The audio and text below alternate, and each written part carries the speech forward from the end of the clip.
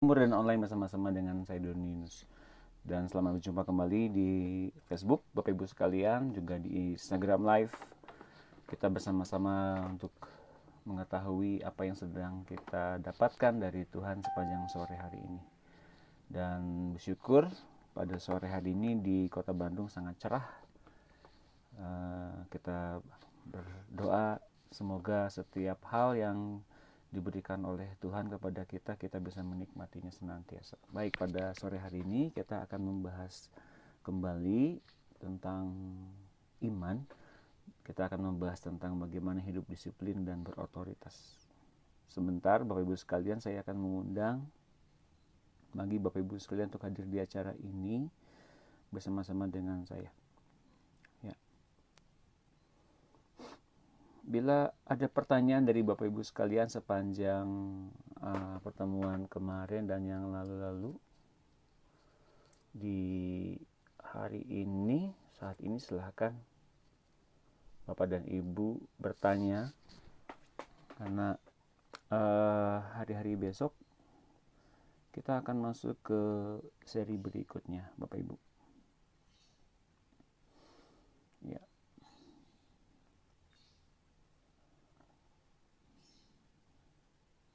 Ya, sambil saya menunggu, saya bersyukur dan berterima kasih kepada Bapak Ibu sekalian yang telah membagikan ulang kembali acara ini hingga di grup-grup. Saya juga berterima kasih kepada grup-grup yang meng-approve dan meneruskan kembali pengajaran ini. Kiranya Tuhan memberikan lawatan yang indah dan pribadi kepada Bapak Ibu sekalian di tempat-tempat Bapak Ibu sekalian berada sore hari ini. Ya, dalam waktu 1 menit lagi Bapak Ibu sekalian acara ini akan saya segera mulai. Mohon tunggu dulu sebentar ya, saya akan berusaha untuk mengundang Bapak Ibu untuk hadir di acara ini.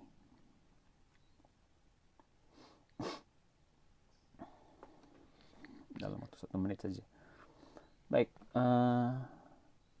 halo Vina yang di Instagram Live, semoga bisa bergabung ya dengan keluarganya.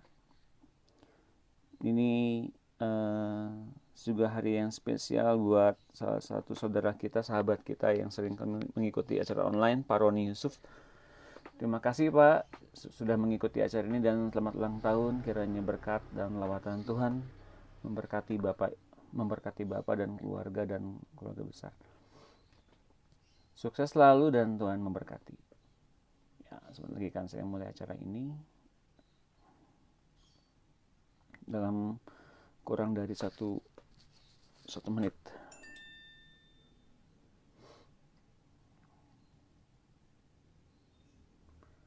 Ya, tampaknya sudah beres. Halo, shalom Pak siapa?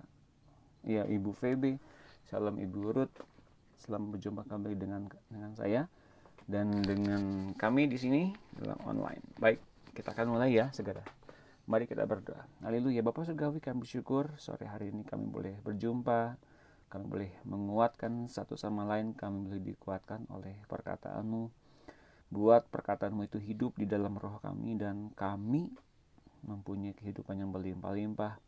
Kami juga membiarkan Roh Kudus menghalau segala selubung-selubung kami, setiap kehidupan kami yang salah, setiap pola pikir kami yang salah. Sekarang kami minta Engkau menghapus, mengangkat selubung-selubung ini hingga kami menjadi pecah kulit, dan Roh Allah yang keluar dari diri kami sekarang menghidupkan sekeliling kami, menghidupkan rumah tangga, keluarga, perekonomian, finansial, bahkan keuangan kami.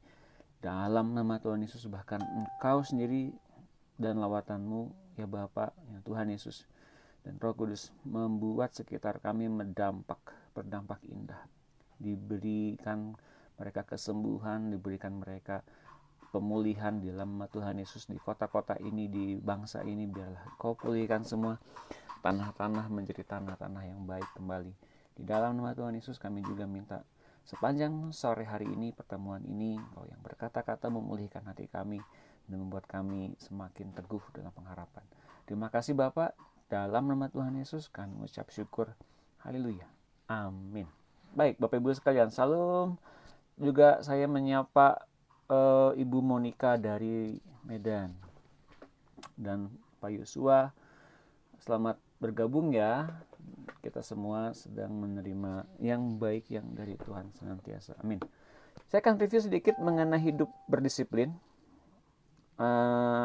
dan hidup berotoritas. Saya akan review sedikit bagaimana kemarin kita ngomongin soal brokenness atau soal pecah kulit. Soal pecah kulit itu adalah satu penyempurnaan sebetulnya. Disempurnakan di dalam kehidupan Allah yang kemudian memecahkan kulit luar sebetulnya ya. Memecahkan kulit luar agar yang kemudian keluar dari dalam itu adalah roh Tuhan yang penuh dengan kuasa. Nanti kita akan bahas mengenai bagaimana caranya kita membiarkan roh Tuhan itu menjadi berkuasa dan mempunyai otoritas yang penuh. Kita akan membiarkan dia penuh dalam diri kita dengan cara bagaimana? Dengan cara semakin lapisan luarnya, pembungkus rohnya itu semakin terkelupas, pecah kulit, maka semakin besarlah kuasa Tuhan di dalam diri orang percaya. Nah, yang menyebabkan selubung-selubung itu tetap menyelimuti roh Allah dalam diri kita yang adalah kehidupan kita sebetulnya. Lihat ini ayatnya ya, di dalam Yohanes 12 ayat 24. Ini ayatnya tentang pecah kulit. Aku berkata kepadamu sesungguhnya, jikalau biji gandum tidak jatuh ke dalam tanah dan mati, ia tetap satu biji saja. Tapi jika ia mati, ia akan menghasilkan banyak buah. Nah, ini jadi seolah kita mengenal adanya pecah kulit itu hingga biji yang keluar dari pecah kulit itu kemudian mati dalam tanah, lalu menghasilkan banyak buah lewat satu biji itu ternyata menjadi biji yang pecah, mengakar kuat ke dalam, lalu menjadi pohon yang keluar dari tanah, lalu berbuah lebat dan orang bisa menikmati pohonnya, menikmati buah dari pohon itu. Dan mungkin barangkali nggak terpikir pohon dan menghasilkan buah itu terlahir dari sebesar biji yang kecil namun bisa menghasilkan banyak buah. Hal ini terjadi karena biji tadi jatuh ke dalam tanah dan mati. Ini kata Tuhan Yesus ya. Kalau ia tidak mati dan tidak jatuh ke dalam tanah, ia tetap satu biji saja. Tapi ketika ia mati dan jatuh ke dalam tanah, lalu pecah kulit, ia akan menghasilkan banyak buah. Menariknya di ayat berikutnya, di ayat 25, lihat, ini menariknya. Barang siapa mencintai nyawanya, ia akan kehilangan nyawanya. Tetapi barang siapa tidak mencintai nyawanya di dunia ini, ia akan memeliharanya untuk hidup yang kekal. Jadi kalau nyawa ini bicara soal apa sebetulnya? Kenapa Tuhan tiba-tiba bicara soal nyawa? Nyawa sendiri dinyatakan dalam ayat ini oleh Tuhan Yesus. Nyawa itu adalah kulit dari biji tersebut. Jadi yang membuat kita mempunyai roh Tuhan itu adalah memang karena hati kita berasal dari roh Tuhan. Yang isinya adalah ada roh Tuhan Yesusnya. Dan yang menghambat roh Tuhan itu bekerja besar dan leluasa di dalam tubuh kita, yang menghambatnya adalah nyawa kita yang membungkus kita. Dan ketika mengapa mujizat sukar terjadi, mengapa doa sukar terjawab, mengapa Tuhan seolah-olah tidak mendengar doa kita, ia mendengar, ia bekerja, tapi yang menghalangi ia bekerja adalah cinta akan nyawa. Cinta akan nyawa justru menghambat dan menghalangi pecahnya kulit tersebut. Kulit itu harus dipecahkan, dikelupas agar isinya keluar. Jadi maka kita tahu mesti ada brokenness, mesti hidup itu mesti dipecahkan kulitnya. Bukan dihancurkan, kalau hancurnya tiba-tiba jadi rusak bijinya, ya jadi kita pun akan mengalami kematian juga. Enggak. Sebabnya mengapa kita bukan menjadi orang yang dihukum atau ditindas oleh Allah, karena di dalam proses kehancuran itu Tuhan sedang mengadakan yang namanya penyempurnaan. Bukan sebagai hajaran dan hukuman Allah, bukan, karena yang sudah melakukan setiap ganjaran dan hajaran dan menerimanya itu adalah pribadi Yesus sendiri yang di kayu salib. digantung oleh Allah Bapa hingga menuntaskan ketaatannya kepada Allah, Yesus menanggung semua ganjaran hajaran yang harusnya kita terima, agar di dalam Kristus kita tidak usah menerima ganjaran atau hajaran atau hukuman lagi. Ya. Maka kita mengerti sekarang mengapa sekarang menjadi orang Kristen tuh banyaknya dihukum oleh Tuhan, mengapa Tuhan tuh marah-marah gitu. Enggak, sebetulnya Bapak Ibu sekalian, kita sedang mengalami penyempurnaan. Tidak ada satupun orang yang luput dari masalah. Semua orang mengalami yang namanya pendisiplinan. Semua orang mengalami yang namanya penyempurnaan di muka bumi ini. Dengan cara pandang kita yang baru sekarang bahwa tidak ada berupa ganjaran dihajar karena kita salah, lalu kita dihakimi, kita mati karena dosa-dosa kita. Ya, memang ada yang berpendapat demikian, tapi sore hari ini mari kita mengenal kebenaran ini. Asal kita mengerti kebenaran ini, ganjaran dan hajaran berupa hukuman itu sudah diberikan kepada Tuhan Yesus agar kita tidak usah menanggungnya. Lalu kemudian yang menjadikan diri kita mesti pecah kulit itu karena kita disempurnakan di dunia ini agar roh Allahnya keluar dari hidup kita, agar kita mengalami kesempurnaan demi kesempurnaan bersama dengan Kristus. Nah, Roh Kudus mengerjakan kita sampai tuntas. Kadang ia menggunakan orang lain untuk menggarap kita. Menggarap dalam hal apa? Menggarap dalam hal kitanya, responnya gimana menghadapi sekeliling kita, menghadapi proses tekanan untuk pengelupasan itu terjadi. Makanya kita mesti mengetahui kalau ini terjadi sukar untuk kita mengalami pengelupasan, maka ini disebutkan sebagai penghalang pertumbuhan rohani. Kesombongan, keras hati, mudah tersinggung adalah hal-hal yang kita tahu jelas tidak baik dan tak dapat dibenarkan. Ya, jadi hal-hal yang membuat kita menjadi orang yang sukar bekerja sama dengan Tuhan, roh Tuhannya sukar keluar dari hati kita menjadi Tuhan yang berkuasa dan bikin mujizat adalah karena nyawa kita yang penuh dengan kesombongan. Bukan karakter saja tapi Bapak Ibu sekalian, tapi berupa nyawa.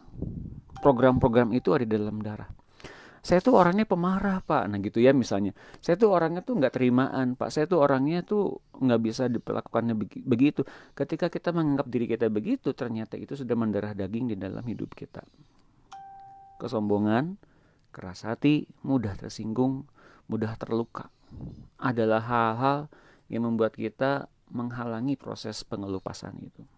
Tapi juga pikiran baik, gagasan positif, bakat-bakat, kadang-kadang dan semua hal-hal positif lain sebetulnya yang kita anggap itu baik, kemampuan lahiriah lainnya yang nampaknya positif sekalipun tapi berasal dari daging juga menjadi penghalang keluarnya roh kita bersama-sama dengan Tuhan. Apalagi kalau kita pernah melihat bahwa Elia pernah mengalami proses ini karena dia tidak lebih baik menjadi seorang yang belum seperti nenek moyangnya. Dia ingin jadi seperti nenek moyang. Kebanggaan akan nama baik keluarga, garis keturunan, pendidikan yang baik seringkali juga perlu proses dihancurkan karena Allah ingin kita hanya bangga akan Yesus dan kasih-Nya saja. Buat Yesus menjadi segala-galanya. Tapi bukan menjadi orang yang merendahkan orang lain, Bapak Ibu sekalian. Karena Tuhan Yesus menjadi Tuhan yang menyelamatkan orang lain. Kalau kita melihat mungkin banyak orang Kristen yang kemudian menjadi eksklusif, menjadi fanatik, menjadi orang-orang yang tinggi dan mempunyai justifikasi rohani. Itu menjadi orang yang sebetulnya menjadi orang yang egois, melindungi diri dan tetap nyawanya itu melubungi rohnya sendiri. Nah, Bapak Ibu sekalian, di lain itu bahwa selain kita mengenal nyawa itu sebagai pembungkus roh, kita juga melihat adanya pendengaran akan Tuhan lewat hati yang di pinggir jalan, gambarannya ya, hati di pinggir jalan, hati yang penuh dengan semak duri, hati yang penuh hati yang jatuh di dalam semak duri, pinggir jalan dan bebatuan adalah gambaran bagaimana hati yang sukar mendengar pengajaran dari Tuhan, sukar mendengar ditegur oleh Tuhan, dinasihati oleh Tuhan. Kalau kita lihat di Lukas 18 ayat 9, Dan kepada beberapa orang yang menganggap dirinya benar dan memandang rendah semua orang lain, Yesus mengatakan perumpamaan ini. Ada dua orang pergi ke bait Allah untuk berdoa, yang seorang adalah Farisi dan yang lain pemungut cukai. Menganggap diri benar dan memandang rendah orang lain. Mengapa bisa begitu? Karena bagi dia absolut kebenaran absolut itu muncul dari dirinya sendiri. Kalaupun misalnya seseorang itu mempunyai posisi yang tinggi dalam satu tingkat agama tertentu, itu apalagi Bapak Ibu sekalian kalau tanpa Tuhan, wah menjadi hal yang membahayakan. Bapak Ibu ya, kalau kita dalam Tuhan bukan berarti kita menjadi orang yang lebih tinggi dibanding orang lain, tidak. Justru kita, kata Tuhan, justru kita menjadi pelayan dan hamba bagi orang-orang lain, bukan menjadi orang yang lebih tinggi posisinya justru. Ya. Oke, itu yang review sedikit dari apa yang saya bahas. Karena saya juga mengingatkan bahwa Mazmur 51 ayat 18 mengatakan begini, sebab engkau tidak berkenan kepada korban sembelihan, sekiranya kupersembahkan korban bakaran engkau tidak menyukainya. Korban sembelihan kepada Allah ialah jiwa yang hancur, hati yang patah dan remuk, tidak kau pandang hina ya Allah. Jiwa yang hancur. Jiwa yang hancur itu apa? Bapak Ibu kalau berdoa kepada Allah kita, kepada Bapa kita, melalui hatinya Tuhan Yesus, kalau tidak pernah mengalami jiwa yang hancur ini, kita masih belum mengalami hatinya Tuhan. Kalau kita bertemu dengan Tuhan tiap hari, kalau kita bertemu dengan firman-Nya setiap hari yang mengajar kita, mengasihi kita, bahkan kita tidak layak menerima kasih-Nya, Bapak Ibu sekalian, kita tidak layak menerima kebaikannya, tapi Dia tetap baik kepada kita, mengasihi dan bahkan memberikan kepada kita kelimpahan-kelimpahan. Bukan saja tentang soal materi, tapi sebetulnya Dia lebih banyak melimpahkan soal perhatian, soal kasih, soal penyertaan. Sadarkah Bapak Ibu sekalian kalau sore hari ini kita ada karena anugerah Allah? Kalau di luar sana mungkin banyak orang khawatir, bahkan mungkin banyak orang yang belum makan. Nggak terpikir bagi mereka untuk ada dalam situasi seperti ini. Ketika saya lihat tadi ada satu perusahaan besar di Depok yang mem-PHK seluruh karyawannya. Pada hari-hari ini Bapak Ibu sekalian banyak orang tergoncang. Banyak orang mengalami goncangan-goncangan. Jiwa yang hancur itu bukan yang seperti ini, protes pada keadaan. Tapi jiwa yang hancur ini, roh Allahnya keluar, kitanya ngalamin sendiri betapa Allah itu mengasihi saya, betapa Allah itu memperhatikan saya, dan betapa Allah mengasihi juga orang lain, sesama kita. Bahkan Allah mengasihi bangsa kita. Dan kita dijadikan sebagai pendoa-pendoa dan orang-orang yang dekat kepada Allah, agar orang-orang yang lain yang belum mengenal Allah, orang-orang yang terbuang, orang-orang yang belum merasakan kasih Allah, merasakannya melalui kita. Dan ketika jiwa yang hancur ini mulai berdoa bagi orang-orang yang terdampak oleh segala sesuatu yang muncul pada sore-sore, pada hari-hari ini, Bapak Ibu sekalian, kita akan mengalami hatinya Tuhan, kasihnya Tuhan, perhatiannya Tuhan, bahkan rencananya Tuhan. Dan ketika kita mengalami itu, itulah yang namanya dinamakan dengan jiwa yang hancur, hati yang patah dan remuk. Hati untuk membalas kasihan muncul dari hatinya kita, Bapak Ibu sekalian ya. Dan seluruh dunia ini dan segala macam yang ada tidak pernah terlepas dari pandangannya Allah, terlepas dari campur tangan Allah. Ia memakai segala situasi dan keadaan untuk menyempurnakan kita semua. Bahkan Tuhan Yesus pun disempurnakan dalam ketaatan melalui penderitaan di dunia ini. Dan Roh Kudus akan mengerjakannya sampai dengan tuntas. Kita mengalami seperti Tuhan Yesus. Apa boleh buat Bapak Ibu sekalian? Tugasnya Dia seperti begitu. Jadi Roh Kudus mengerjakan kita sampai dengan seperti dengan Kristus. Bukan saja ngomong soal kuasa, bukan ngomongin soal otoritas, nanti kita akan ngomongin abis ini, tapi mengenai karakter, mengenai kasihnya kepada orang lain, mengenai kasihnya pada sesama kita, mengenai kasih kepada bangsa dan negara kita. Mungkin hari ini kita belum terlalu mengasihi bangsa dan negara kita, belum mengasihi benar-benar lingkungan kita, benar-benar belum mengasihi apapun yang ada di luar sana. Mungkin yang sekarang kita bisa kasihi adalah keluarga kita saja atau diri kita saja. Oke. Berawal dari itu Bapak Ibu sekalian, kalau kita mengalami kasih Tuhan dan Roh Kudus menggarap semuanya itu, kita akan mengalami kasih yang dialami oleh Tuhan kepada banyak orang. Mungkin seseorang masih kita anggap remeh, seseorang yang mungkin juga kita nggak suka kepadanya, mungkin bahkan kita juga benci. Tapi orang itu dibuat oleh Tuhan untuk menggarap kita dalam emosi, dalam cara pandang, dalam pikiran, dan bahkan dalam kemauan kita. Apapun pokoknya yang bersifat hal-hal kedagingan pasti akan dihancurkan, dikelupas agar kita mempunyai roh yang benar-benar menyatu dengan Tuhan dan kita merasakan penyatuan dengan roh Tuhan itu. Artinya roh kita sedang dibaharui bersama-sama oleh Roh Kudus. Nah, habis itu baru kita masuk ke dalam yang namanya hidup dalam otoritas dan disiplin. Saya akan jelaskan dulu mengenai otoritas.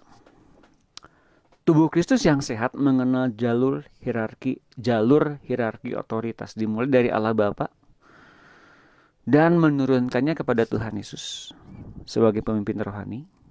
Lalu pemimpin rohani atau Tuhan Yesus sebagai imam, sebagai Tuhan, menurunkannya kepada pemimpin rohani. Lalu pemimpin rohani menurunkannya kepada anggota jemaat. Atau dari secara general, Allah Bapa menurunkan otoritas kepada Tuhan Yesus. Tuhan Yesus memberikan otoritas kepada suami, kepada istri, dan kemudian kepada anak-anak.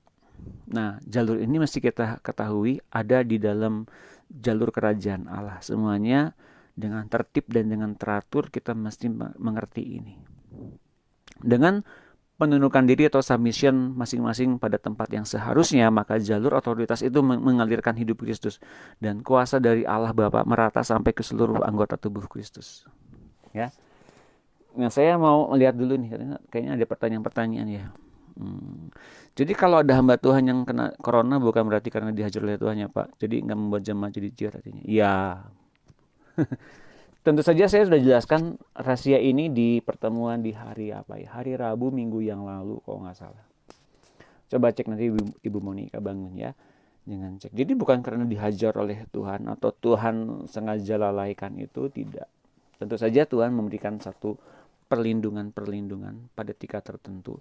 Tapi pada tingkat tertentu pula sebetulnya kalau seseorang tugasnya sudah beres di dunia ini, tugas-tugasnya sudah sesuai dengan apa yang sudah dinyatakan, baik itu hidup maupun mati, itu milik Tuhan juga kesempatannya ya. Meskipun dalam keadaan meninggal pun, saya percaya hamba-hamba Tuhan tetap dalam perlindungan Tuhan juga. Ya, oke, mudah-mudahan terjawab. Yakobus 4 ayat 7 kita lihat, karena itu tunduklah kepada Allah dan lawanlah iblis, maka ia akan lari daripadamu. Cara melawan kuasa-kuasa si jahat, cara melawan peperangan rohani dengan si jahat. Musuh kita sudah saya bilang, musuh kita tuh bukan darah dan daging yang kelihatan sebetulnya. Jadi bukan sesama kita, bukan gereja kita saja, bukan gereja-gereja yang bahkan menolak yang kita anut. Kadang-kadang yang kita anut tuh menjadi halangan bagi gereja lain untuk kita menyatu dengan mereka ya. Kadang-kadang ada gereja yang menghambat, wah ini sesat, ini tidak sesuai dengan kaidah kami gitu. Misalnya begitu. Mulai sekarang kita mengerti tubuh Yesus semua sama dibangun oleh kasih Allah kepada tubuhnya. Betul? Amin. Dan kalau kita mengasihi sesama tubuh Kristus, menyempurnakan sebetulnya apa yang Allah berikan kepada kita, yaitu kasihnya juga. Dengan demikian kita menjadi anak-anak Allah yang mengasihi sesama anak-anaknya. Betul? Amin. Nah sekarang musuh kita sebenarnya itu bukan orang yang berbeda pendapat dengan kita. Nggak pernah Tuhan bilang. Nggak pernah Tuhan mendefinisikan mereka yang tidak sependapat dengan kita disebut sebagai musuh. Nggak pernah. Bapak Ibu sekalian coba cek. Dalam perjanjian lama, perjanjian baru yang disebut sebagai dengan musuh itu bukan orang yang kelihatan loh. Orang yang bukan berpendapat yang berbeda dengan kita. Nggak pernah Tuhan bilang sebagai musuh. Kasihilah sesama manusia seperti engkau mengasihi dirimu sendiri. Bahkan sesama manusia pun Tuhan bilang Semua itu mesti dikasih, bukan musuh. Musuh kita hanya satu, yaitu roh-roh yang menolak akan Allah. Roh-roh yang jahat di udara, pemerintah-pemerintah, penghulu-penghulu, penguasa gelap ini ya. Pada saat sekarang kita kata dalam pergumulan, iman kita semakin diasah, semakin dimana keyakinan kita akan pertolongan Tuhan Yesus. Yang sebenarnya dia tidak akan pernah membiarkan kita mati kelaparan. Tentu saja, bagi Bapak Ibu sekalian yang hadir pada saat hari ini bersama-sama dengan kami sedang membagikan satu encouragement, berupa satu kebangkitan, berupa satu kepercayaan, pengharapan. Ini selamat bergabung Pak Anselon Nesoko, selamat ulang tahun ya. Saya terlambat mengucapkan selamatnya 5 hari yang lalu, kalau nggak salah, atau 4 hari yang lalu. Tuhan memberkati Bapak dengan umur yang panjang, berkat-berkat yang melimpah, penyertaan dan kasihnya ajaib atas Bapak Anselon Nesoko. Tuhan memberkati ya Pak. Ada yang ulang tahun. Ya, Bapak Ibu, kalau kita sekarang melihat orang-orang sekitar kita, mereka perlu dikasihi. Mengapa? Mereka butuh pertemuan pribadi dengan Tuhan. Orang yang mengalami pertemuan pribadi dengan Tuhan akan cepat mengasihi. Mengapa? Orang yang sering bertemu pribadi dengan Tuhan akan sering diampuni oleh Tuhan. Loh, kok begitu Pak? Iya, cobain deh. Bertemu dengan Tuhan setiap hari ketika ia mengajar.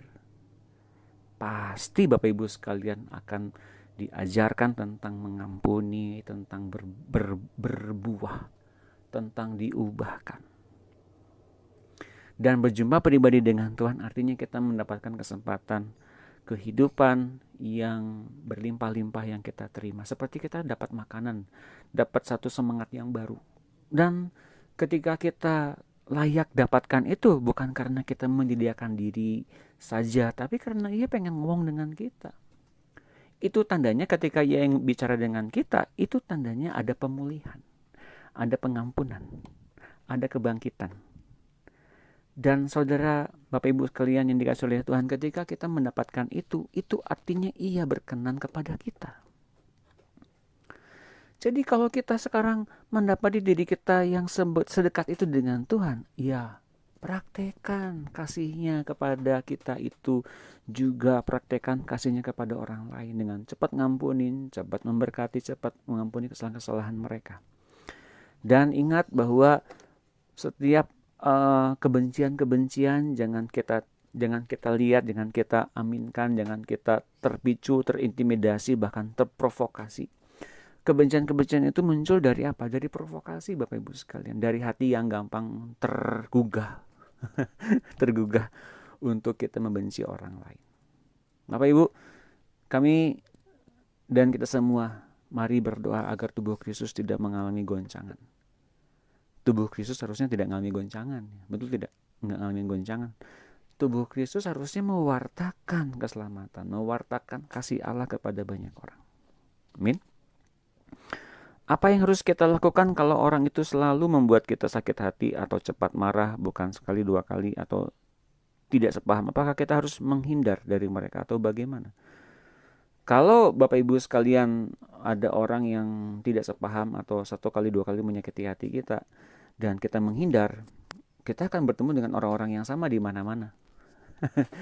Orang-orang akan dipertemukan dengan kita, orang-orang yang demikian, karena memang kita mesti hadir sebagai orang yang lulus ujian, yang lulus dalam level ujian manapun di dunia ini.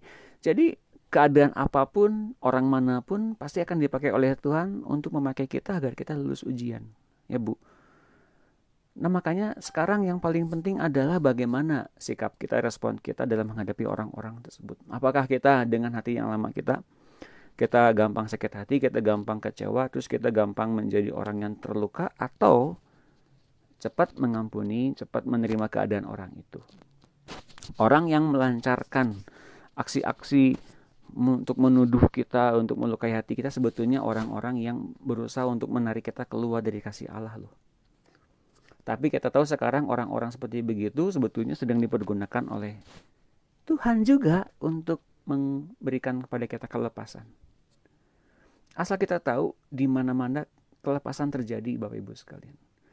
Di mana-mana kelepasan terjadi, pemulihan terjadi kalau kita bisa melihat itu dengan cara pandang yang baru. Hari-hari ini kalau kita terdesak, terhimpit oleh suatu keadaan yang dinamakan dengan bahaya seperti ini, Bapak Ibu sekalian, kalau saya menganggapnya itu sebagai bukan satu bahaya, bukan satu hal yang harus kita betul-betul takuti, enggak, tapi kita lihat respon hati kita. Hati kita bersama-sama dengan Tuhan ngerasain tenang enggak gitu, ngerasain damai sejahtera enggak. Syukur-syukur kalau Bapak Ibu sekalian mengalami damai sejahtera.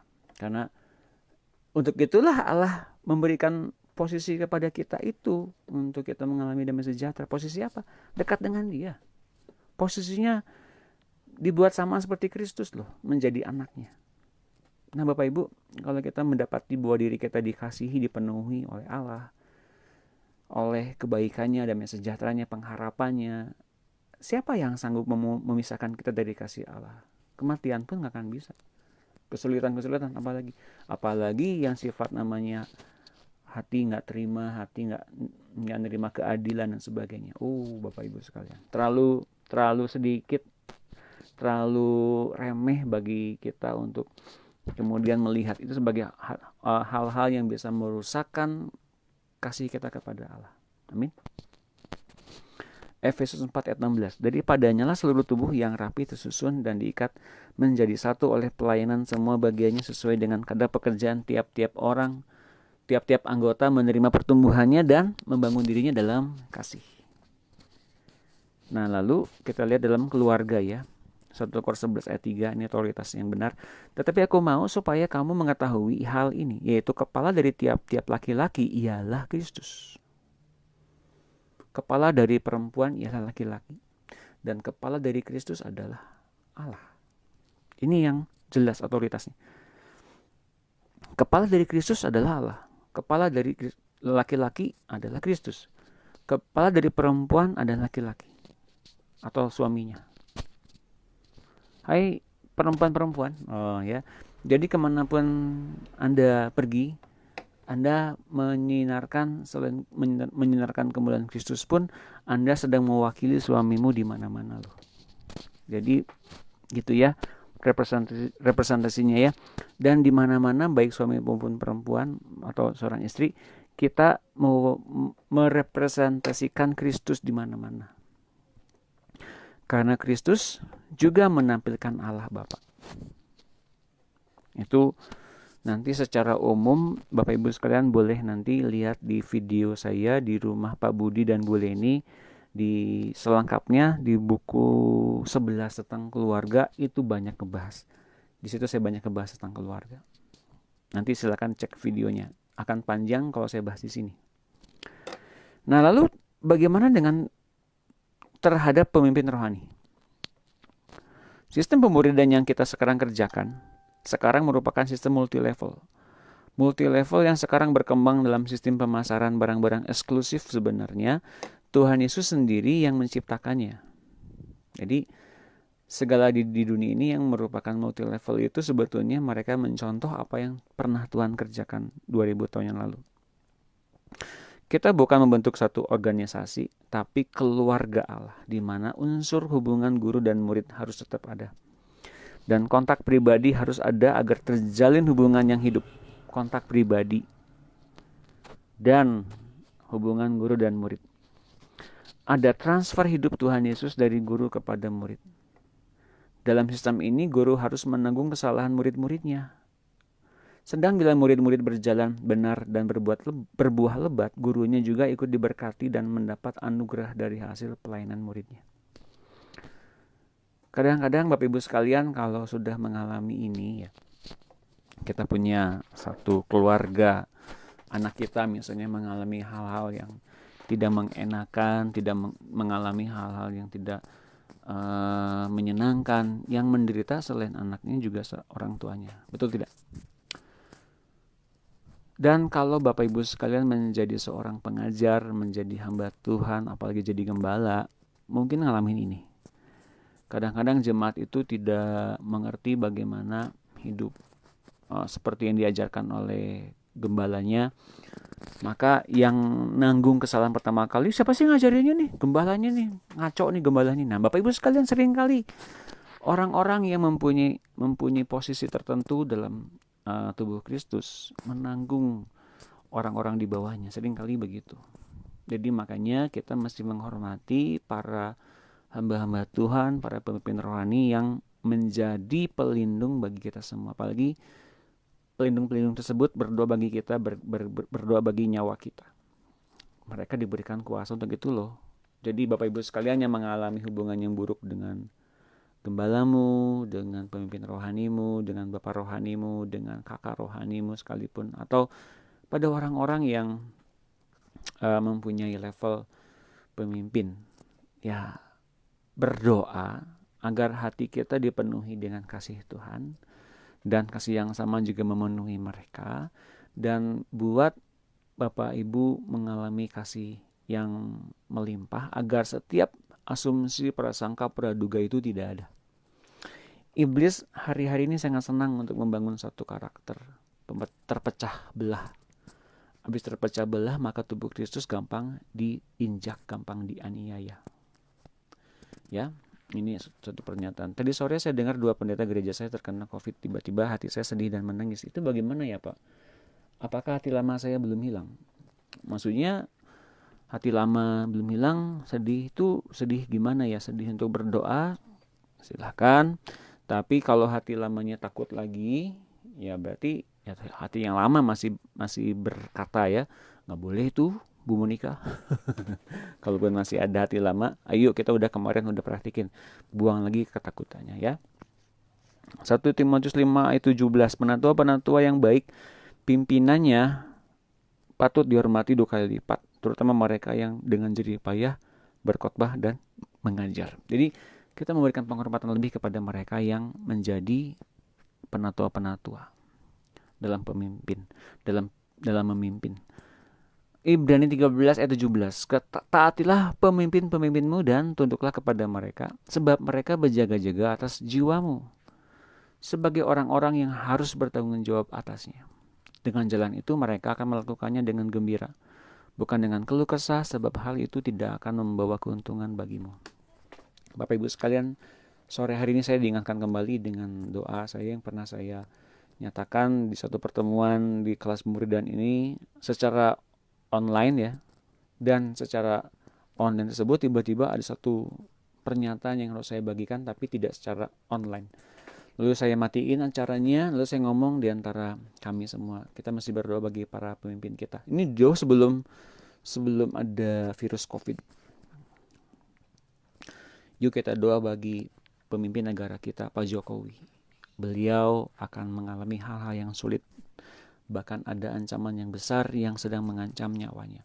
Pada malam hari itu kami berdoa sungguh-sungguh agar presiden kita, pemimpin bangsa dan negara kita, hari-hari ini diberikan kekuatan, diberikan satu hikmat dari Allah, dan diberikan benar-benar kebijaksanaan untuk mengatur negara kita. Benar-benar beliau mesti kita doakan Bapak Ibu sekalian. Karena ada ayatnya nih, taatilah pemimpinmu dan tunduklah kepada mereka, sebab mereka berjaga-jaga atas jiwamu sebagai orang-orang yang harus bertanggung jawab atasnya. Dan Bapak Ibu, sebetulnya kalau kita ngomongin yang jelek-jelek, ngomongin tentang para pemimpin kita, nyinyir gitu ya, kita sedang menghancurkan diri kita loh. Ini penting untuk kita harus tahu ya. Kita tidak boleh menghancurkan pemimpin-pemimpin kita lewat hujatan, lewat omongan-omongan yang keliru, lewat omong-omongan yang mungkin saja benar. Mereka lakukan kesalahan, tapi tidak seharusnya kita hujat, tidak seharusnya kita langsung memberikan penghakiman apalagi kepada mereka. Apalagi mereka melakukannya dengan sukacita, mereka lakukan dengan bertanggung jawab, mereka lakukan dengan hikmat Allah. Kita doakan ya para pemimpin kita betul-betul dilindungi oleh Tuhan. Waktu itu kami langsung berdoa meminta agar Tuhan lindungi beliau. 1 Kor 4 ayat 15, sebab sekalipun kamu mempunyai beribu-ribu pendidik dalam Kristus, kamu tidak mempunyai banyak bapa. Karena akulah yang dalam Kristus telah menjadi bapamu oleh Injil yang kuberitakan kepadamu. Ya Bapak Ibu sekalian, ada kalanya para pemimpin rohani kita, para gembala kita yang berfungsi sebagai bapak, seperti Paulus kepada jemaatnya. Mengapa? Karena fungsi bapak itu sebetulnya bukan untuk berlaku keras. Kalau ada yang nakal ditampol gitu ya, dipukul gitu ya, enggak. Bayangkan begini, bagi seorang anak yang tidak mempunyai ayah, akan sulit untuk memposisikan dirinya dalam keluarga, betul tidak? Tapi bagi hamba-hamba Tuhan tertentu, bagi gembala tertentu, mereka diberikan otoritas oleh Tuhan secara lebih untuk berfungsi sebagai bapak rohani bagi mereka. Dan ketika mereka memposisikan dengan bijaksana, dengan benar, dan bagi orang-orang yang kehilangan figur seorang ayah, itu rasanya kena banget. Dan sukar sekali untuk mereka, tanda kutip, mengidolai hamba Tuhan itu. Nah, asalkan keduanya pada posisi yang benar, jemaatnya mengaku bahwa dia itu sebagai bapak rohaninya, dan bapak rohaninya mengaku bahwa itu sebagai anak-anak rohaninya. Oh, itu luar biasa tuh, kasih Tuhan mengaliri mereka berdua. Nah, makanya Paulus mengatakan kepada jemaatnya, akulah yang jadi bapamu. Meskipun banyak guru-guru, meskipun banyak orang-orang mengajar, adalah bapakmu. Nah, gitu ya. Seseorang diperkenalkan siapa Tuhan oleh bapaknya, bapak rohaninya, pasti berkesan sekali dan sukar untuk berpaling kepada pengajar-pengajar lain. Itu pun hal yang wajar. Tapi ingat, sebagai seorang bapak yang baik, sebagai seorang gembala yang baik, sebagai seorang pengajar atau kakak rohani yang baik, tetap membuat gembalaannya menjadi gembalaan Tuhan. Hanya sementara lo Bapak Ibu sekalian, karena sebetulnya yang perlu digarisbawahi adalah kita sudah kenal sama Tuhan atau belum, ngalamin Tuhan atau belum. Ya. Suami adalah gambaran Kristus yang mengasihi jemaatnya sampai mengorbankan diri bagi jemaatnya. Dan jika seorang istri tunduk pada suaminya, itu merupakan gambar yang sempurna dari keluarga Allah di alam roh. Dan menjadi sarana untuk menarik jiwa-jiwa lain datang dan percaya kepada Tuhan. Penundukan diri dari istri kepada suami. Pak, kalau suami saya nggak kerja gimana? Kalau suami saya nggak mengalami kematangan rohani, kan saya seorang pengerja Pak, saya seorang pengajar, saya seorang pendoa syafaat, suami saya tuh kerjanya ya di rumah aja gitu, gimana tuh Pak? Nah Bapak Ibu sekalian, yang begini mesti kita harus hati-hati nanggapinya ya, karena secara struktural dalam hierarki otoritas, seorang suami tetaplah menjadi kepala. Tentu saja ini mesti diberesin, tentu saja mesti mengalami yang namanya pemulihan kondisi tertentu. Kalau suaminya belum bekerja, kalau suaminya tidak mengalami pemulihan dari Tuhan, it's okay. Tapi perlu adanya kedewasaan dari seorang istri kepada suaminya dan kepada Tuhan. Ingat, jangan sampai ada satu kecerobohan. Jangan sampai terjadinya ada perselingkuhan atau ada KDRT dalam rumah tangga. Munculnya hanya karena dari sini. Bapak Ibu sekalian ya. Tapi sekali lagi itu akan saya jelaskan nanti. Kalau ada pertanyaan tertentu, kalau ada yang perlu didoakan, boleh nanti saya akan akan didoakan secara khusus tentang hal itu. Efesus 5:22, hai istri, tunduklah kepada suamimu seperti kepada Tuhan, karena suami adalah kepala istri sama seperti Kristus adalah kepala jemaat. Dialah yang menyelamatkan tubuh. Karena itu sebagaimana jemaat tunduk kepada Kristus, demikian jugalah istri kepada suami dalam segala sesuatu. Jadi Kristus menyelamatkan tubuh. Dengan cara apa? Dengan cara jemaatnya tunduk kepada kepalanya. Istri menyelamatkan suami dengan cara istrinya tunduk kepada suaminya dengan kondisi apapun. Ini firman-Nya mutlak seperti itu ya. 1 Petrus 3 ayat 1, demikian juga kamu hai istri-istri, tunduklah kepada suamimu, supaya jika ada di antara mereka yang tidak taat kepada firman, mereka juga tanpa perkataan dimenangkan oleh kelakuan istrinya.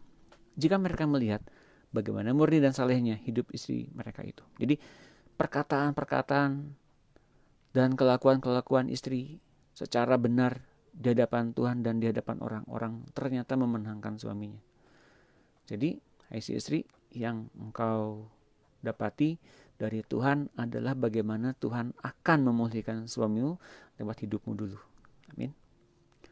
Kalau saya Pak Doni, entah saya sudah tidak tahu sudah berapa kali disakiti, saya seringkali berkali-kali maafkan, tapi tetap diulang-ulangi lagi apa yang harus saya lakukan, Pak. Ya, artinya kita mesti mengenal bahwa ada kondisi, ada situasi, ada suasana yang kita nggak sanggup untuk nanganin itu. Itu di luar kendali kita. Dan kalau misalnya ada yang begitu, bertanya sama Tuhan dalam doa hubungan pribadi kita dengan Tuhan. Tuhan, mengapa saya ditempatkan pada posisi ini? Bila engkau memang menempatkan aku di situ, tolong saya Tuhan. Nah memang Tuhan kan pasti tolong ya. Nah kalau saya ditempatkan oleh keadaan saya, kesalahan saya yang dahulu, atau adakah membuat saya nggak ngerti rencana ini Tuhan, yang ada di luar Tuhan itu apa? Buat saya mengertinya, buat saya memahaminya. Nah ini berupa satu pengalaman pribadi dengan Tuhan. Saya nggak bisa langsung bilang sama seseorang, oh kamu salah sih dulunya begini-begini. Nggak bisa begitu. Kehidupan kita bukanlah rumus matematika. Tapi yang bisa saya jelaskan adalah kalau ada kita hidup di luar Tuhan di masa-masa lampau, setiap perbuatan itu memang ada konsekuensinya. Meskipun kita sudah minta ampun, tapi ada konsekuensinya. Bisa jadi sekarang-sekaranglah waktunya untuk kita bertemu dengan Tuhan dan merespon serta menanggulangi masalah-masalah yang akan mungkin ada di kemudian hari. Hari-hari ini kita diberikan oleh Tuhan untuk tidak langsung masuk ke masalah yang lebih besar, tapi kita membereskannya untuk kebaikan kita bersama. Jadi begitu ya Reni ya, cara menanggapinya. 1 Petrus 3 ayat 2, karena itu penilik jemaat haruslah seorang yang tak bercacat, suami dari satu istri. Nah kalau ada seorang Kristen bilang bahwa pada Alkitab mana kalau kita mesti monogami, ini ayatnya. Ini kan penilik jemaat. Tapi kan ada juga di kitab Kisah Para Rasul, Petrus aja bawa istri kok. Satu istri. Ya enggak, betul enggak? Jadi sebetulnya enggak ada alasan untuk kita punya 2 istri loh. Enggak ada ayatnya juga. Di perjanjian baru tuh kalau kita mau dipakai sama Tuhan ya 1 istri, nggak boleh poligami ya. Dapat menahan diri, bijaksana, sopan, suka memberi tumpangan, cakap mengajar orang, bukan peminum, bukan pemarah, melainkan peramah, pendamai, bukan nambah uang, seorang kepala keluarga yang baik, disegani dan dihormati oleh anak-anaknya. Itu seorang penatua, betul? Coba kita lihat. Oh, penilik jemaat, overseer. Seorang kepala keluarga yang baik dan disegani dan dihormati oleh anak-anaknya. Jadi sebelum kita melayani Tuhan dimanapun, keluarga kita mesti mengalami kondisi yang benar ya. Kepala keluarga yang disegani dan dihormati anak-anaknya.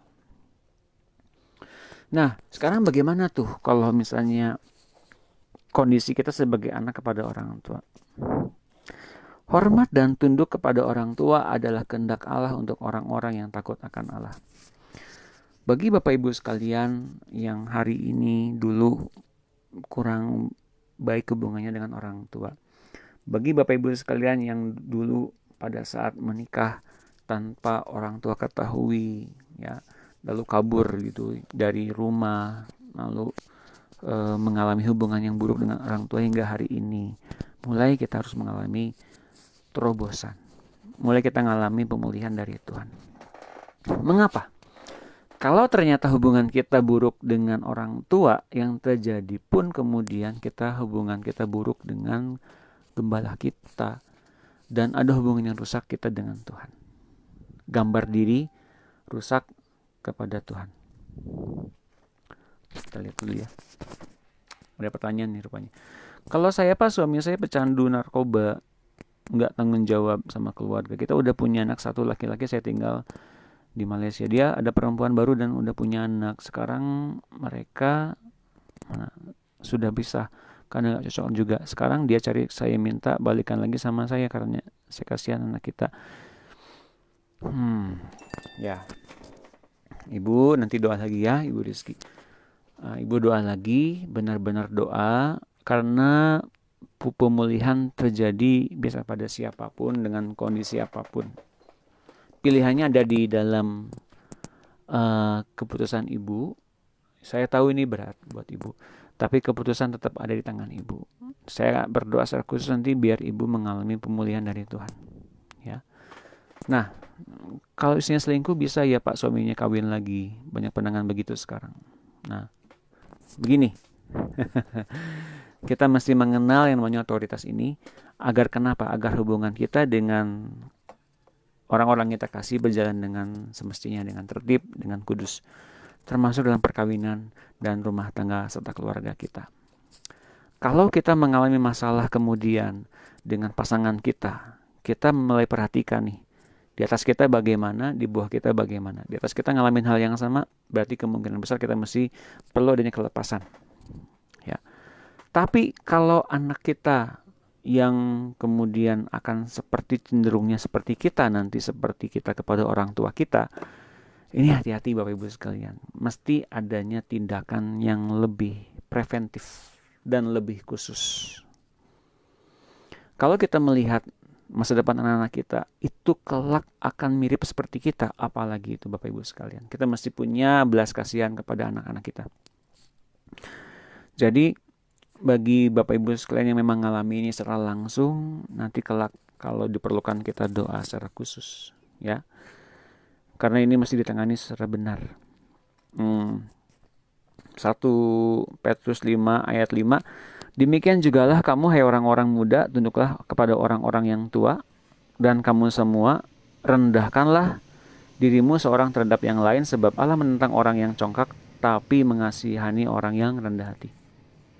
Rendahkan dirimu seorang terhadap yang lain. Allah menentang orang yang congkak, tapi mengasihi orang yang rendah hati.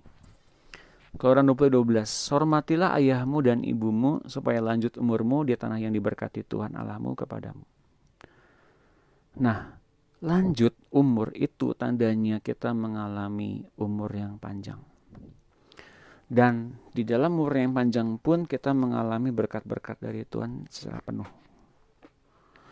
Ini hanya mungkin kita bisa dapatkan kalau hubungan kita dengan Tuhan baik dan hubungan kita dengan perintah Tuhannya sendiri baik.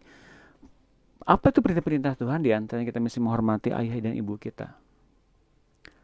Karena ini langsung berhubungan dengan pekerjaan kita, finansial kita. Ada kalanya finansial kita semakin buruk karena kita berhubungan erat dengan kita tidak menghormati orang tua kita. Ya. Jadi ingat, menghormati orang tua itu penting.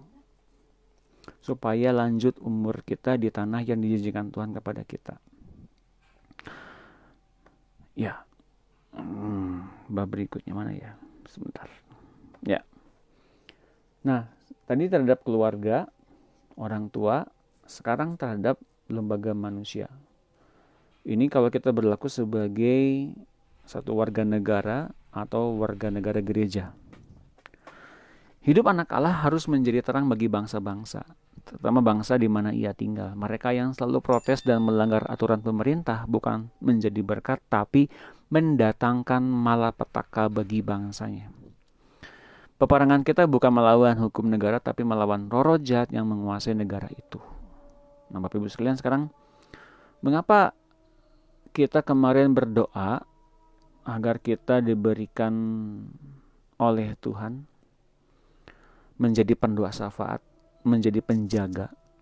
Kalau penjaga itu artinya sebelum ada musuh datang, dia udah tahu duluan akan ada musuh datang. Lalu dia akan meniupkan trompet, tetet, tetet, memperingatkan orang-orang agar berjaga-jaga dan berwaspada. Nah, seringkali ketika kita diberikan satu kesempatan untuk mengajar, untuk memperingatkan orang-orang yang di negara kita atau di gereja kita atau di persekutuan kita, seringkali kita mungkin dianggap remeh. Nah, mulai hari ini Bapak Ibu sekalian, Bapak dan Ibu memiliki otoritas lebih lagi untuk memberitakan. Selain bahwa Bapak Ibu sekalian mempunyai satu wewenang untuk memperingatkan, juga diberikan satu pengetahuan. Peperangan kita bukan melawan hukum negara, tapi melawan roh jahat yang menguasai negara itu. Jadi kita masih tahu siapa musuh kita, itu bukan sesama kita yang kelihatan, tapi roh-roh jahat. Makanya kita mesti berdoa syafaat ya bagi negara kita. Mulai kemarin sebetulnya saya sudah menghimbau bagi Bapak Ibu sekalian yang digerakkan oleh Tuhan. Ayo berdoa dengan satu pernyataan yang khusus yang dari Tuhan. Apa saja itu yang mesti kita doakan saja. Sedikasihnya Tuhan. Berdoa tentang apapun itu. Nanti lama-lama akan diperbesar, diperluas, diperlebar, terus sampai dengan kita mengetahui, oh ternyata apa yang saya doakan itu terjadi ya. Karena Tuhannya sudah ngomong duluan gitu. Titus 3 ayat 1, ingatkanlah mereka supaya mereka tunduk kepada pemerintah dan orang-orang yang berkuasa, taat dan siap untuk melakukan setiap pekerjaan yang baik. Taat gitu ya, taat pada pemerintah dan orang-orang yang mempunyai kekuasaan. 1 Petrus 2 ayat 13, tunduklah karena Allah kepada semua lembaga manusia. Ya, kita tunduk bukan karena kita merendahkan diri saja, tapi karena kita mengasihi Allah. Baik kepada raja sebagai pemegang kekuasaannya tertinggi maupun kepada wali-wali yang diutusnya untuk menghukum orang-orang yang berbuat jahat dan menghormati orang-orang yang berbuat baik. Sebab inilah kehendak Allah, yaitu supaya dengan berbuat baik kamu membungkamkan kepicikan orang-orang yang bodoh.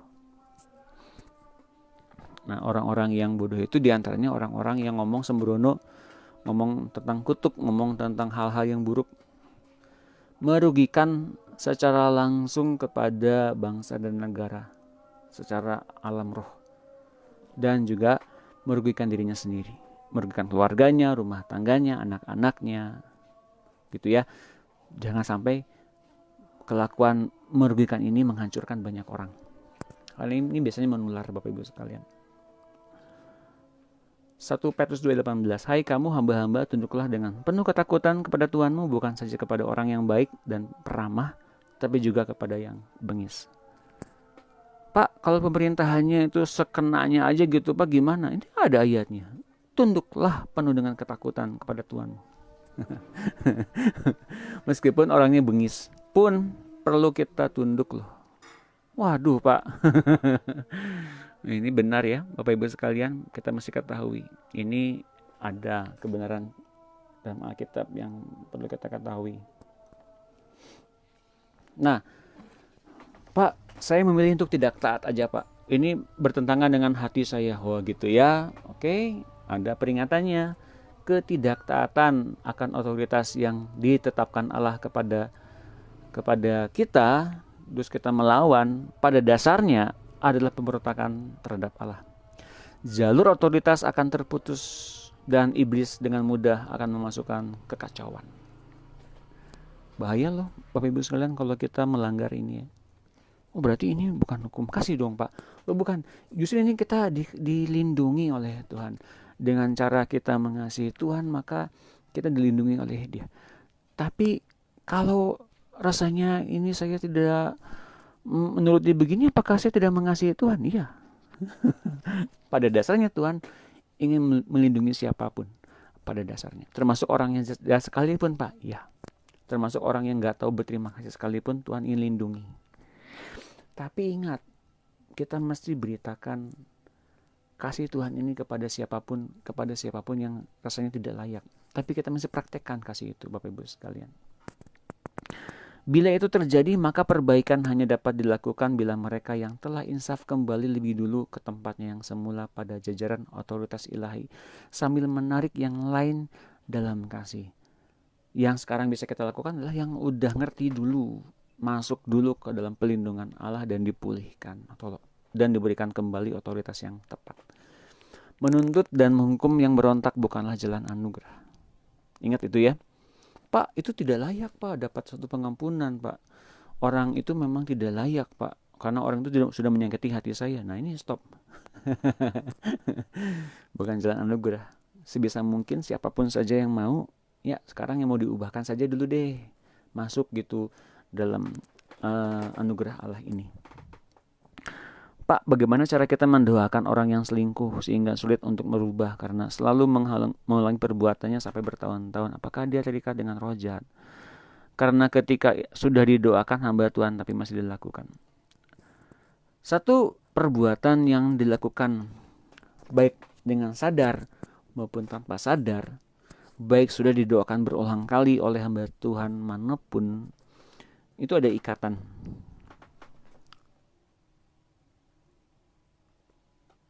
Sebentar.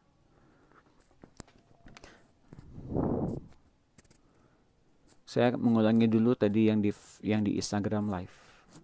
Ya, pasti adanya ikatan di masa lampau yang mengikat mereka agar mereka senantiasa berbuat dosa. Berbuat dosa itu apa, Pak? Apakah aktif berbuat dosa atau misalnya dengan satu keadaan tertentu dianya nggak sadar berbuat dosa? Ya, ada perbuatan dosa yang aktif ia lakukan, itu dosa. Dan ada satu status yang ia belum pernah lepas dari situ, tapi mengikat dia di dalam dosa. Itu status berdosa atau ada ikatan dosa dalam hidupnya. Hingga membuat rohnya itu nggak bertumbuh. Nah, yang begini-begini itu biasanya dilakukan oleh sistem roh-roh jahat di udara. Bukan keinginannya si orang itu. Keinginan orang mesti diselamatkan. Diberikan pilihan-pilihan, ya. Nah, orang yang begini, orang yang bisa dilaksanakan, orang yang bisa dibicarakan adalah orang-orang yang mempunyai hati yang baru. Kalau orang dengan hati yang baru akan bisa diomongin, masuk dalam rohnya, akal budinya, lalu dia bisa bertobat. Tapi kalau dengan hati yang lama mendengarnya akan sulit. Apalagi kalau orang yang sudah mencapai tingkatan tertentu dalam rohaninya. Mau gimana pun kita akan sulit untuk ngomong sama orang itu. Tapi lihat ini, bahwa di dalam anugerah Allah pun berlimpah bagi mereka yang masih dalam kegelapan. Jadi berdoa terus ya Bu Enda bagi orang-orang ini agar mereka benar-benar ngalamin pemulihan di keluarganya, rumah tangganya. Ya, Ibrani 2 ayat 2. Sebab kalau firman yang dikatakan dengan perantaran malaikat-malaikat tetap berlaku, dan setiap pelanggaran dan ketidaktaatan mendapat balasan yang setimpal. Tempo hari itu saya sempat dapat satu pengajaran. Setiap orang akan diberikan balasan sesuai dengan apa yang ia perbuat. Artinya apa? Satu perbuatan apapun itu dapat konsekuensi dari Tuhan. Ya, Tuhannya bukan yang pengen menghukum sih. Tuhan justru memberikan satu pengampunan. Kalau dulu pernah lakukan ini, ayo akui dosamu, aku akan memulihkan kau gitu. Itu tandanya bahwa kita sedang dalam koreksi dari Tuhan. Ya, agar kita benar-benar mengalami anugerah secara penuh. Tapi tiap pelanggaran dan ketidaktaatan mendapat balasannya setimpal. Ini firman Tuhan yang saya dapatkan 2 kali ini. Bagaimanakah kita akan luput jikalau kita menyia-nyiakan keselamatan yang sebesar itu? Yang mula-mula diberitakan oleh Tuhan dan oleh mereka yang telah mendengarnya kepada kita dengan cara yang dapat dipercayai, sedangkan Allah meneguhkan kesaksian mereka oleh tanda-tanda dan mujizat-mujizat dan oleh berbagai-bagai pernyataan kekuasaan dan karena Roh Kudus yang dibagi-bagikannya menurut kehendaknya. Jadi dengan cara apa seseorang dapat pemulihan? Dengan cara apa seseorang dapat teguran dari Tuhan? Dengan cara apa seseorang akan mengalami pengampunan? Dengan cara apapun, dengan situasi apapun, dengan kondisi apapun. Bapak Ibu sekalian ngerti sekarang mengapa sekarang kita hidup di akhir-akhir zaman ini mesti mengalami yang namanya begini ya. Karena secara umum dan secara pribadi kita mesti ngalamin terobosan, kita mesti ngalamin pemulihan, kita mesti ngalamin pengampunan dari Tuhan secara benar, menyeluruh dan total, Bapak Ibu sekalian. Total itu artinya apa? Di masa lampau pun kita nggak ada tuduhan lagi. Di masa lampau kita nggak punya namanya dakwaan lagi. Di masa-masa lampau setiap dosa dan konsekuensinya mesti udah beres semuanya. Jangan sampai ketika kita nanti bertemu dengan Tuhan di awan-awan, kita menjadi orang yang berat ke dunia. Berat ke dunia tuh ngomong soal apa? Soal cinta uang. Cinta uang tuh bukan berarti kita butuh duit, lalu kita terikat kepada uang, lalu kita terikat kepada kekayaan, bukan. Dengan kurangnya nominal uang yang kita pegang hari ini dan kita rasanya kita jauh dari Tuhan, kita tidak perhatikan oleh Tuhan, kita merasa kita itu ada dalam masalah yang besar, itu pun cinta uang, Bapak Ibu sekalian. Yang pertama. Yang kedua, kalau situasi hati kita penuh dengan kepahitan, tawar hati, penuh dengan luka batin, itu pun yang perlu kita bereskan bersama-sama dengan Tuhan. Yang ketiga, kalau hati kita penuh dengan kenajisan, penuh dengan keinginan berbuat dosa, ingin selingkuh, ingin berbuat kekotoran, itu pun mesti dibereskan semuanya. Bapak Ibu sekalian, kalau hari ini kita menginginkan adanya kekuasaan, kalau hari-hari ini kita menginginkan adanya terobosan-terobosan berupa promosi yang cepat dari pimpinan kita, jadi pemimpin atas orang-orang, itu pun juga hati yang berupa hati yang melekat kepada dunia. Hari-hari ini banyak sekali kita ngalamin yang demikian. Bukan hari-hari ini Tuhan sedang melawat umatnya agar kita lepas dari yang begituan. Amin. Jadi kalau kita nangkap sekarang, banyak orang khawatir masalah penyakitnya, banyak orang khawatir soal gini-gini. Asal kita mau diubahkan sama Tuhan, betul-betul, itu akan lewat kok. Tapi hati kitanya gimana? Amin. Yang paling penting itu. Yesaya 53 ayat 8. Sesudah penahanan dan penghukuman ia terambil dan tentang nasibnya, siapakah yang memikirkannya? Sungguh, ia terputus dari negeri orang-orang hidup dan karena pemberontakan umatku, ia kena tulah. Nah, Tuhan Yesus tuh 2000 tahun yang lalu tuh mengambil peran sebagai orang yang menanggung dosa dan menanggung maut. Sin bearer. Ia menanggung semuanya karena pemberontakan umat Allah. Bahkan hari-hari ini kalau kita lakukan itu pun dia sudah lakukan 2000 tahun yang lalu. Jadi hari-hari ini kalau di masa depan kita itu tampaknya suram, tampaknya penuh dengan rancangan-rancangan yang bahaya gitu ya. Karena hati kita nggak fokus kepada pengorbanan Tuhan. Mumpung ini Paskah ya. Kalau kita fokus kepada pengorbanan Tuhan, kita nggak harus nerima hal-hal yang mengerikan di masa yang akan datang itu. Ngerti nggak? Karena semuanya itu berupa ketidaktaatan kepada Tuhan. Kalau kita mengerti ini, pola-pola ketidaktaatan itu muncul yang demikian besar, yang sudah Tuhan selesaikan, artinya apa? Kita nggak usah ngalamin yang di masa-masa yang akan datang itu yang penuh dengan ketidaktaatan itu. Asal kita ngalamin ketaatan Tuhan kepada Bapaknya dan mengalami proses hidup yang sama dengan Tuhan, berupa pengosongan diri, yaitu Tuhan yang ngomong terus kita lakuin terus. Setiap hari kita yang diomongin sama Tuhan kita lakuin, meskipun hal itu sederhana, itu sudah cukup mengalahkan kekhawatiran, takut, cemas, kekurangan akan apapun. Amin. Oh Tuhan, kiranya terbukalah semua kami semua pada sore hari ini. Terbuka semua. Karena sebetulnya Tuhan menanamkan pada diri kita tuh sekarang pengendalian diri agar tidak banyak melihat yang kacau-kacau. Karena semua kekacauan itu memang diberikan kepada orang-orang yang memang ingin dikacaukan. Tapi sekarang itu kita melihat dengan mata yang jernih, pada mata yang penuh dengan pengertian, mata yang mau diuji oleh Tuhan, diberikan pemulihan oleh Tuhan. Oh, hari-hari ini Tuhan sedang memelihara ya, tapi saya kok ada di luarnya, mengapa ya? Nah, mulai bertanya sama Tuhan, Tuhan mengapa kok begini ya? Jadi Bapak Ibu sekalian, kita sekarang ngalamin yang namanya apa? Bagaimana Kristus mengalami maut, agar kita gak usah ngalamin maut dan apapun itu yang mengerikan di masa-masa yang akan datang. Ya. 1 Samuel 2:10, orang yang berbantah dengan Tuhan akan dihancurkan. Atas mereka ia mengguntur di langit, Tuhan mengadili bumi sampai ke ujung-ujungnya. Ia memberi kekuatan kepada raja yang diangkatnya dan meninggikan tanduk kekuatan orang yang diurapinya. Hari-hari Tuhan yang begini nih munculnya.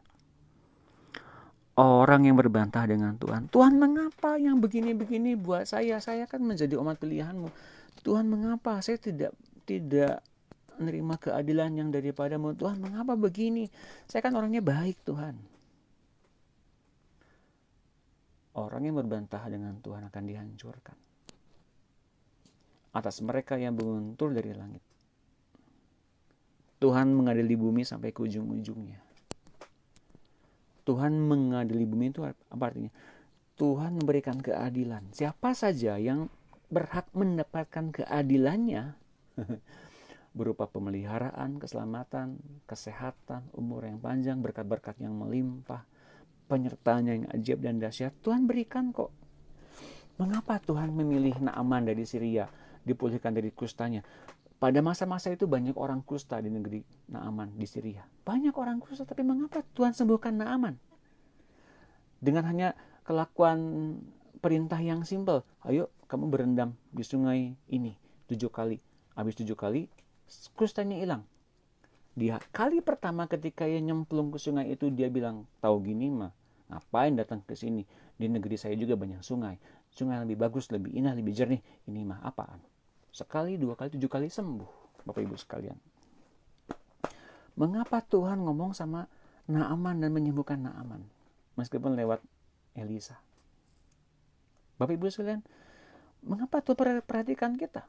Mengapa Tuhan tetap memberikan pada kita kesempatan untuk berubah? Karena Tuhan lihat potensimu. Karena Tuhan melihat ada roh Allah dalam dirimu. Ia menghargaimu. Mengapa Tuhan memperhatikan orang-orang yang kekurangan? Orang yang kekurangan roti, tinggal terigu saja dan minyak. Habis terigu dan minyak dibikin roti, matilah mereka berdua, anak dan ibunya. Tapi Elia datang, bikin aku roti.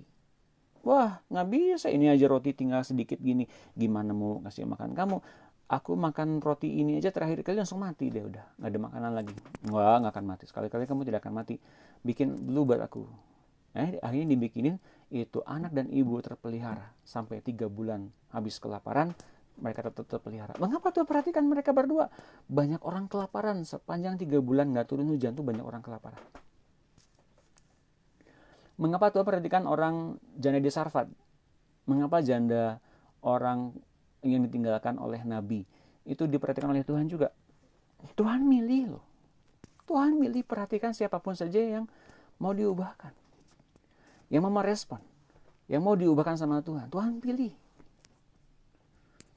Dari sekian banyak, siapa yang mau direspon? Siapa yang mau respon dengan baik? Siapa yang mau mengambil peran itu? Bapak dan Ibu mau mengambil peran untuk mau diubahkan sama Tuhan, Tuhan akan ubahkan keadaan apapun itu menjadi satu keuntungan bagimu. Yang lain, apakah gimana? Kalau orangnya mau diubahkan, Tuhan akan proses, Bapak Ibu sekalian. Tapi kalau orang gak mau diubahkan, ya sudah sampai dia nunggu diproses sama Tuhan. Tuh, nunggu mau diubahkan. Masalahnya tetap ada di hati kita. Mau gak diubahkan? Lalu siapakah yang menduduki tempat yang tinggi? Siapa yang mau duduk di tempat tinggi? Orang yang mau diurapi sama Tuhan, mau dikunjungin sama Tuhan dan membuat Tuhan memulihkan hidupnya, rumah tangganya, keluarganya, anak-anaknya. Ia harus merendahkan diri dan menantikan tangan Tuhan yang meninggikannya dan bukan meninggikan diri sendiri. Amin. Yakobus 4 ayat 10 ini kuncinya. Rendahkanlah dirimu di hadapan Tuhan dan Ia akan meninggikan kamu. Ulangan 28 ayat 13 ini satu dasar di Perjanjian Lama. Kalau ini sudah jadi bentuk logos di dalam hati kita, artinya Tuhan bicara lewat rema, Tuhan akan mengangkat engkau menjadi kepala dan bukan menjadi ekor. Engkau akan tetap naik dan bukan turun. Apabila engkau mendengarkan perintah Tuhan Allahmu yang kusampaikan pada hari ini, kau lakukan dengan setia. Dan apabila engkau tidak menyimpang ke kanan atau ke kiri dari segala perintah yang kuberikan kepadamu pada hari ini dengan mengikuti Allah lain dan beribadah kepadanya. Kalau di ayat yang lain ya, jangan mengangkat tandukmu tinggi-tinggi. Kalau kita berbicara dengan Tuhan, jangan sampai dengan protes dengan nada yang keras, dengan nada yang penuh dengan ketidakadilan, kita ngangkat diri di depan Tuhan. Tuhan, mengapa engkau begini? Mengapa engkau tidak adil kepada saya? Mengapa situasi saya tidak pernah diubahkan sama engkau? Jangan mengangkat tandukmu tinggi-tinggi. Mazmur 75 ayat 6. Jangan berbicara dengan bertegang leher. Karena kalau kita ngomong gitu dengan Tuhan, ngomong dengan orang lain pun pasti gak akan bedanya. Bahkan kita menjadi orang yang gak mau kalah. Sebab bukan dari timur atau dari barat dan bukan dari padang gurun datangnya peninggian itu. Tetapi Allah adalah hakim, direndahkannya yang satu dan ditinggikannya yang lain. Nah, yang sekarang kita harus belajar adalah kepatuhan, ketaatan atau submission yang digambarkan pernah dalam Alkitab lewat Yosua kepada Musa, sampai Musa diambil oleh Tuhan. Tapi karena kepatuhan Yosua kepada Musa itulah maka Yosua ditunjuk oleh Tuhan menjadi penerus tugas Musa dengan penyertaan Tuhan yang serupa seperti Musa. Pada hari-hari ini kalau kita melihat banyak sekali fenomena-fenomena bagaimana kita seperti bingung dapat pengajaran apa dari gereja, bingung dapat pengajaran apa dari setiap khotbah-khotbah ya. Jangan bingung Bapak Ibu sekalian. Semuanya bertujuan dari hatinya Tuhan sih sebetulnya ya. Sebetulnya dari hati setiap pembicara-pembicara hamba Tuhan, mereka mempunyai keinginan untuk membagikan hidup Tuhan dalam diri mereka. Kita mesti hargai mereka yang menyampaikan firman. Pada dasarnya mereka itu betul-betul menyampaikan kebenaran. Amin. Kita jangan mengambil prasangka dan praduga di hati kita. Lalu kita menghakimi yang satu dengan yang lain. Tapi lihat, yang terpenting adalah submissionnya kepada Tuhan dan submission kepada firman yang disampaikan oleh mereka. Jangan sampai suka apa tidak suka itu ada di hati kita. Saya pro-nya kepada orang-orang yang seperti begini nih, yang selevel dengan saya. Yaitu kita ambil muka Bapak Ibu sekalian. Enggak. Kita mesti mengambil peran seperti seperti Yosua kepada Musa, submission kepada firman lewat Musa dari Tuhan. Lihat ini Yosua ya. Yosua 1 ayat 5. Seorang pun tidak akan dapat bertahan menghadapi engkau seumur hidupmu. Seperti aku menyertai Musa, demikianlah aku akan menyertai engkau. Aku tidak akan membiarkan engkau dan tidak akan meninggalkan engkau. Itu janji Tuhan kepada Yosua. Seperti Tuhan sertai Musa, aku pun akan sertai engkau. Lalu kemudian Elisa mengikuti Elia sampai ke titik terakhir perjalanannya di atas bumi ini. Ia tidak meninggalkan diri dan juga tidak merasa tak layak mengikuti tuannya. Murid-murid Elia sangat banyak, ada yang di Betel, ada yang di Yeriko, dan tentunya di tempat-tempat lain. Tak satu pun di antara mereka yang ngikutin Elia sepatuh Elisa. Kepatuhan Elisa menyebabkan ia memperoleh berkat-berkat terbesar. Karena yang terbaik sering muncul pada saat-saat terakhir. Ini keren loh Bapak Ibu sekalian. Mengapa kemudian Elisa diperkenankan memperoleh 2 kali urapan Elia? Karena kesetiaan Elisa kepada Elia. Bapak Ibu sekalian, nangkap apa dari sini? Kalau kita setia di hari-hari, di saat-saat kita kecewa, ketika kita mulai goncang, tapi toh kita tetap bertahan di hari-hari terakhir. Ketika Tuhan itu mencurahkan berkat-berkatnya, kita kemudian bilang, oh Tuhan terima kasih, aku hampir mundur dari ini. Tuhan terima kasih, aku hampir kecewa karena tidak ada kunjung jawaban doa. Tapi saya percaya Engkau sekarang. Lebih dalam lagi, aku percaya kepada Engkau. Di hari-hari terakhir itu Bapak Ibu sekalian, seringkali kita ngalamin terobosan-terobosan yang baru, ada kekuatan baru. Kenapa? Kita melihat ada titik terang. Kita melihat begitu jelas penyertaan Tuhan yang demikian semakin jelas dalam hidup kita di titik-titik akhir itu. Mengapa? Karena kemungkinan itu titik-titik akhir kekuatan kita akan hilang. Tapi saya mau katakan, itu adalah fase awal. Bagaimana kita mengalami pemulihan demi pemulihan, mujizat yang besar demi mujizat yang besar dalam hidup kita. Jadi seperti yang saya bilang kemarin di dalam firman Tuhan, adakah iman itu di bumi ketika aku datang? Ketika aku menjawab doa, adakah iman itu di bumi? Di hari-hari terakhir ini Tuhan akan banyak bicara soal bagaimana kesabaran kita, bagaimana penguasaan diri kita, bagaimana buah roh kita itu muncul. Dari situasi yang sulit, dari suasana yang sulit, bagaimana kekuatan Allah muncul di situ. Endingnya Bapak Ibu sekalian, endingnya kita semua akan lolos kok. dari semua kesulitan-kesulitan ini, endingnya semua akan lolos kok. Cuman itu perlu dibuktikan ya Bapak Ibu sekalian. Perlu dibuktikan bagaimana kita sampai bertahan di titik akhir. Ini baru fase awal loh Bapak Ibu sekalian. Fase-fase berikutnya justru akan lebih berat lagi. Bagaimana kita akan menghadapi pengangkatan itu. Itu fase-fase yang sangat menentukan. Di hari-hari itu orang-orang perjanjian lama pun menanti-nantikan itu Bapak Ibu sekalian. Mereka sempurna kalau menunggu kita disempurnakan, memperoleh tubuh kebangkitan. Mereka nunggu kita loh. Jadi, pada hari-hari ini Tuhan sedang melatih stamina kita sampai dengan titik akhir itu. Ya, ia melihat gurunya naik dari dunia materi pindah ke dunia roh. Lalu selanjutnya ini membuka kesempatan baginya menerima 2 kali urapan Elia. Elisa ngomong sama Tuhan waktu itu. Di mana Tuhan Allah Elia? Rupanya pada saat itu Elisa belum berjumpa pribadi dengan Tuhannya Elia. Ia hanya memandang gurunya sebagai yang bergaul akrab dengan Tuhan. Tapi saat itu ia mengalami perjumpaan pribadi dan berjalan dengan Tuhannya Elia, seperti yang dialami oleh gurunya. Saya berdoa bagi Bapak Ibu sekalian yang merindukan sosok Tuhan, pribadi Tuhan, jamahan Tuhan, lawatan Tuhan. Oh Tuhan, pada hari ini bila ada anak-anak Allah yang sedang menunggu jawaban Kau, lawatan Kau, limpah kasih setiamu yang dahsyat. Seperti Engkau buktikan kepadaku bahwa Engkau ada dan hidup, buktikan juga kepada mereka yang merindukan Kau Tuhan. Lawat mereka, jamah mereka, pulihkan hati mereka.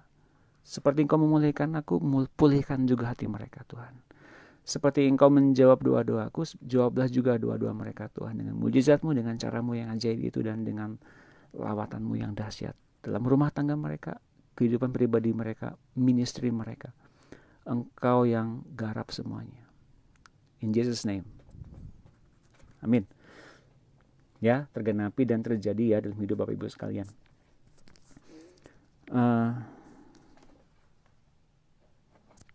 Tuhan menyuruh murid-muridnya mengikuti Dia dengan patuh. Dan ujung-ujungnya Yesus membawa mereka melihat kemuliaan Allah. Demikian pula semua murid Tuhan meminta murid-murid di bawah mereka untuk mengikuti teladan mereka juga. Kalau bukan karena Tuhan yang mengatur hierarki ini dan setiap langkah kita diatur oleh Tuhan, maka kita tak akan berani berkata seperti Paulus. Jadi ini Paulus mengajarkan pola yang ia dapatkan dari Tuhan. 1 Korintus 4 ayat 16 dia bilang begini. Sebab itu aku menasihatkan kamu, turutilah teladanku. Mengapa ia berani bilang begitu? Karena ia mengalami langsung bagaimana ia mencontoh Tuhan. Artinya gini, kalau Paulus mencontoh Tuhan dan ia menemukan kehidupan Tuhan, ia mesti meneruskan pola itu kepada murid-muridnya. Amin. Dan kalau ia meneruskan pola itu kepada murid-muridnya karena hidupnya dari Tuhan, maka murid-muridnya juga akan mengalami hidupnya Tuhan itu. Amin. Hal yang sama yang kita sekarang pelajari, kalau pola hidup ini terus diberikan kepada kita melimpah-limpah kepada orang yang kita kasih. Saya juga berdoa bagi Bapak Ibu sekalian, ini pun menjadi pola kehidupan yang termaterai dalam kehidupan kita dan pasti berhasil. Kita semua ngikutin teladannya Tuhan loh. Amin. Jadi it's okay kalau kita sekarang rasa-rasanya nggak percaya nih omongannya Pak Doni begini atau omongannya satu hamba Tuhan. Tapi yang diajarkan oleh hamba Tuhan manapun sebenarnya polanya itu loh. Polanya kepada Tuhannya itu yang diajarkan, bukan soal suka tidak sukanya pada orangnya. Bukan pola-pola orang-orang yang katakanlah menjadi orang yang sombong. Enggak. Pola kehidupan Kristusnya itu mesti kita ikuti. Oh iya, ini Pak Roni Yusuf, selamat ulang tahun ya. Tuhan berkati Bapak dengan umur yang panjang, berkat yang melimpah, dan kesehatan, dan pelayanan diberkati sama Tuhan senantiasa ya Pak. Tuhan berkati, selamat ulang tahun ya Pak Roni. Ini sahabat saya juga nih Pak Roni. Ya. Kita akan masuk kepada bab berikutnya. atau nanti besok aja, tentang disiplin dan tanggung jawab. Besok aja ya Bapak Ibu sekalian, kita akan belajar ini besok tentang disiplin dan tanggung jawab. Baik, ada pertanyaan? Karena kemudian apa yang disebutkan pemuridan itu adalah sistem bagaimana kita menjadi disciples, menjadi murid Tuhan yang berdisiplin, being disciples.